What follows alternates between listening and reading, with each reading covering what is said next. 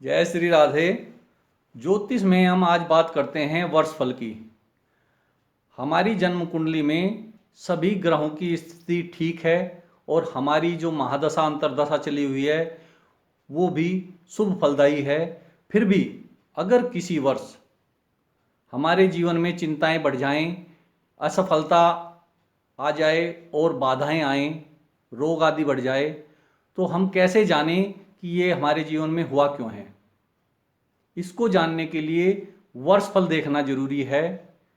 वर्षफल बनाने के लिए हमारी बीती हुई आयु में लग्न जोड़कर उसमें 12 का भाग करते हैं और जो शेष आता है उससे मुंथा का पता चलता है कि मुंथा किस भाव में है। मुंथा यानी ये 10वां ग्रह माना जाता है।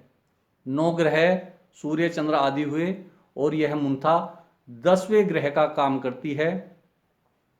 ये जिस भाव में मुंथा होती है उस भाव का फल और उसका स्वामी मुंथेश कहलाता है। मुंथेश कहाँ पर है, किस स्थिति में है, पाप ग्रहों से पीड़ित है या शुभ ग्रहों से दृष्ट है, इसे देखकर वर्ष फल का फलादेश किया जाता है।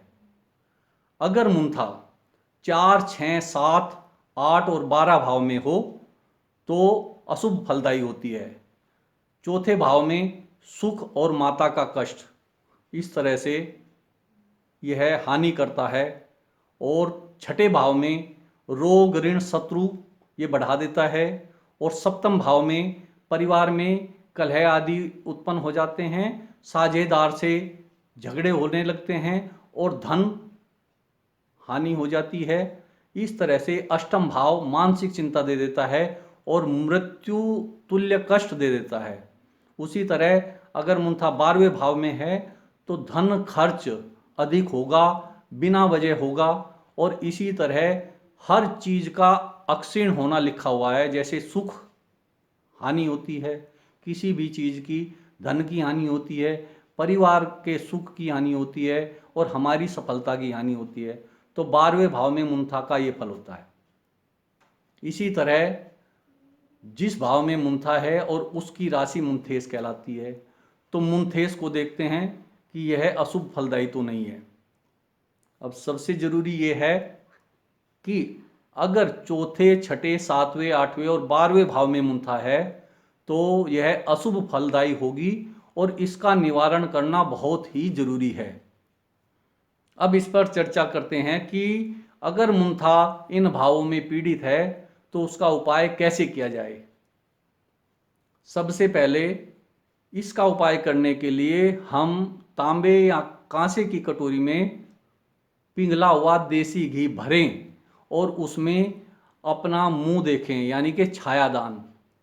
इस तरह से छायादान करके उस राशि के अनुसार दिन को, जैसे अगर चंद्रमा की मुंथा है तो सोमवार को, अगर बृहस्पति की मुंथा है तो बृहस्पतिवार को, शुक्र की मुंथा है तो शुक्रवार को।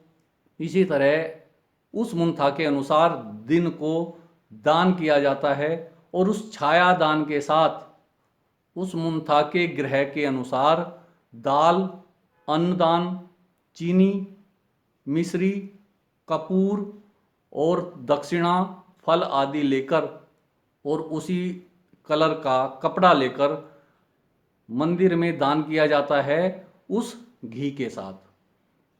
और अगर इससे भी अधिक कुछ कष्ट है तो मुंथा का मंत्र जाप किया जाता है या किसी पंडित से कराया जाता है।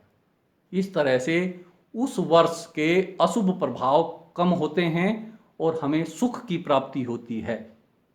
ये वर्ष के शुरू में ही जब हमारा जन्मदिन है उस दिन वर्ष फल बनवाकर देख लेना चाहिए कि मुंथा 4, 6, 7, 8 और 12 भाव में तो नहीं है। अगर इनमें है तो इसकी शांति कराएं और सुख और सफलता के नज़दीक पहुँचें। जय श्री राधे।